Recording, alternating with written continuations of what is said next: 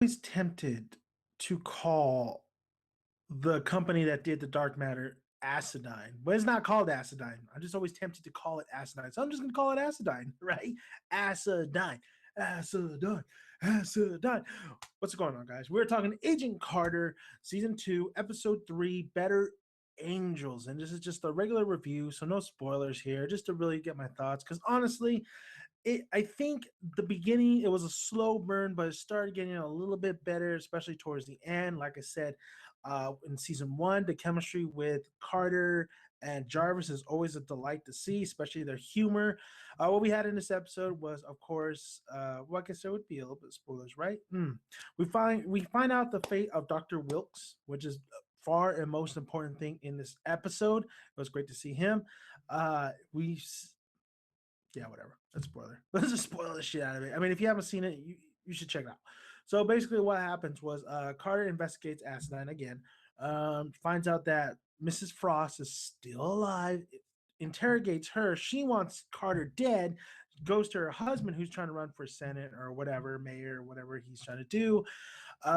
We heard Jack is still being a dick. He sees the footage. He sees the footage about the dark matter. Gives it to the guy from that '70s show. He says he's doing his country proud. So, and they tried to frame Dr. Wilks. They tried to pin like he was a communist, but in all reality, I knew that right in the beginning. Like they're trying to, no, he ain't no communist. They're trying to pin that on him, and they say that they're trying to pin Frost. Mrs. Frost was trying to pin that shit on Dr. Wilks, so the company doesn't look bad. So we see that Dr. Wilks is yes, he is still alive. He is still alive by the help of Howard, who's able to create these chemicals to have him appear. Because it looks like Dr. Wilks was following Carter for a while, and they're wondering why a lot of objects were floating around her. But it was actually Dr. Wilks himself he just wasn't being able to see. So with the help of Howard, they're able to see him, hear him, but they still need some material for him to be permanently kind of there. Not permanently, but they're trying to figure out how to bring him back to have his, because they can walk right through him. He's there, but he's there in like a hologram type form where you can hear him, you can see him, but you can't touch him. So they're trying to figure out how to bring him back. Of course, Carter is feeling guilt. Carter and Jack have a little go at it. She's told to go back to New York, but of course she's staying on the case, and Daniel does agree because after all this especially with Dr. Wilks, he says, "Okay, let's keep doing it. Let's do our thing. Let's keep going." They try to assassinate Carter. Carter tries to like go into like the country clubs, so to speak, where that Mrs. Frost's husband is, and trying to get some intel, this and that. So overall, it was a lot of kind of things going on in this episode, but then kind of not. It was, like I said, it was a slow burn.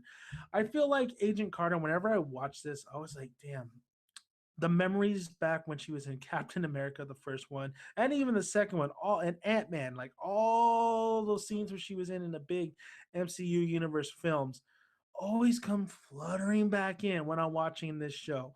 I can't help it. I can't. I feel like I'm just. It is what this show is basically chronicling Agent Carter and her missions prior to all the big things that have happened in the future when she is part of Shield. Uh, or she creates Shield. She's the one of the head founders of Shield, and that's what it is. That's what the show is all about. So seeing everything that's going, it's either you give a shit or you don't. And honestly, I'm a little bit of both. Like sometimes I'm just like, I don't really care for what's going on right now about this dark matter, this and that. And I'm not trying to look for Easter eggs to hint at maybe future upcoming Marvel movies. But then, like, it does kind of bring you abroad because of the characters. Like, I really like Carter. I really like what she's doing. She's a badass. But I do like Jarvis as well. He's funny, humorous. I really like Jarvis, actually. I really like the actor who's playing Jarvis in this. Howard could be charming at some points, but then it could be like, I wonder if they could have got somebody else to be Robert Downey Jr.'s dad, because honestly, I just don't see him as Howard Stark. I see the older dude, the older Howard Stark, of course. He's played like by two people. So, but I don't know. I don't know about this. I think it was Dominic Cooper. I believe his name's Dominic Cooper. I don't know about Dominic Cooper as Howard Stark. Other than that, though, this we're talking about this episode. In this episode, it had its moments. I think it really shined when Dr. Wilks was introduced. The CGI, of course, looks pretty bad. Doesn't look as good. Some of the decisions that these characters kind of make is kind of like, okay, whatever. Um, Howard Stark is sometimes humorous and sometimes he's seems like he's trying a little bit too hard.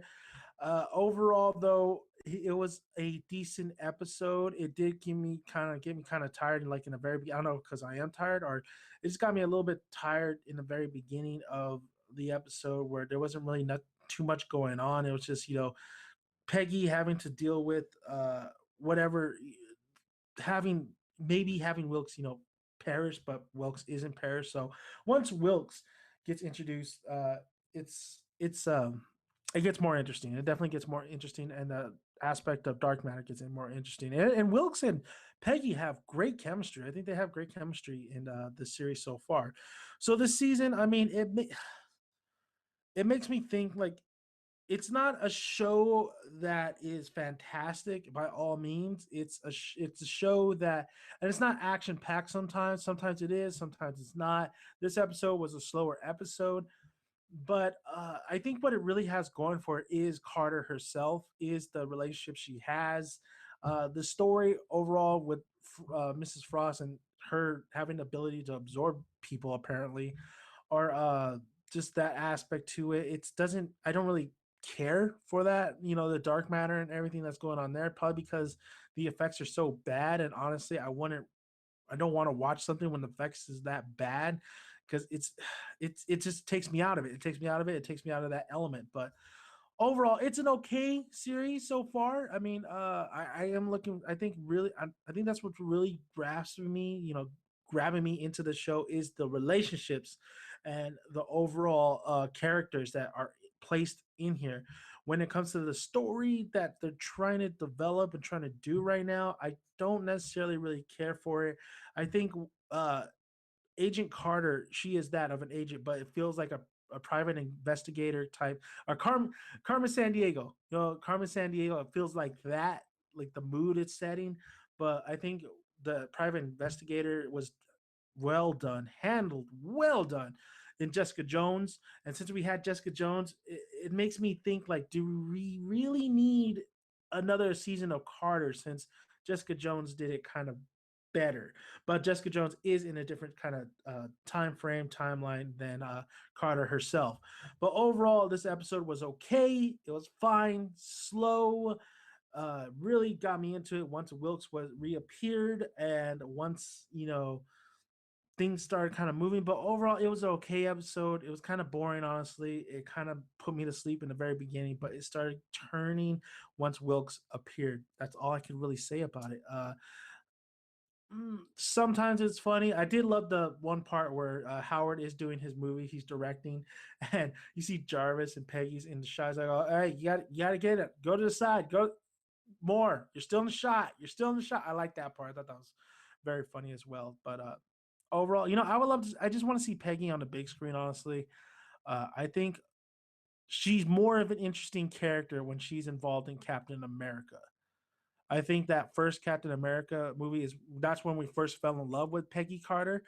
I feel like she had more to do in that one, and it was more interesting and impactful to the Marvel universe than it is right now. It is like, let's say Indiana Jones. It's like a young Indiana Jones, so to speak, adventure. So it just feels like Carter's adventures. And sometimes it's good, and then sometimes it's just kind of lackluster, like tonight's episode. So thank you guys for listening. If you haven't already, hit that subscribe button. We really appreciate it. All you have to do is tap that subscribe button. Welcome to the channel. Like the video if you like it. Comment below. Love to hear you guys' thoughts on Agent Carter so far. And that's how I feel about it. I mean, it was an okay episode. It's somewhat lackluster a little bit, but that's what you're going to get when you get this kind of type of show, and especially on ABC. So this is not a Netflix quality show. It's not going to be dark. It's not going to be gritty. And it doesn't necessarily have to be. I just feel it's just... tonight's episode wasn't all too interesting and it was a little bit boring, honestly. So thank you guys for listening. I'm Dan. It is on.